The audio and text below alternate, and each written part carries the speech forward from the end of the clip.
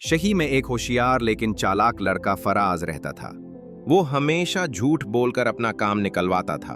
उसके पिता एक सेवानिवृत्त शिक्षक थे जो उसे सच्चाई का महत्व समझाते थे।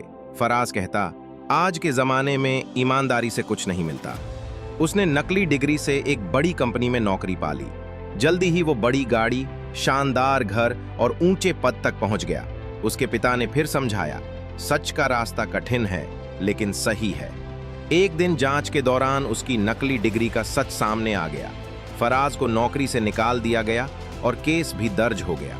सारी शोहरत और इज्जत एक पल में मिट्टी हो गई। वो अपने पिता के पास रोता हुआ आया और कहा, मैं बर्बाद हो गया। पिता ने सिर पर हाथ रखकर कहा, जो गिरता है वो उठ भी सकता है अगर वो सच बोले। फराज ने सच्चाई के साथ एक नई जिंदगी शुरू की। अब वो कम कमाता है लेकिन चैन की नींद सोता है। वो बच्चों को अपनी कहानी सुनाता है ताकि वे सच की राह पर चलें। सीख, सच हमेशा जीतता है। झूठ क्षणिक होता है लेकिन उसका अंत दुखद होता है।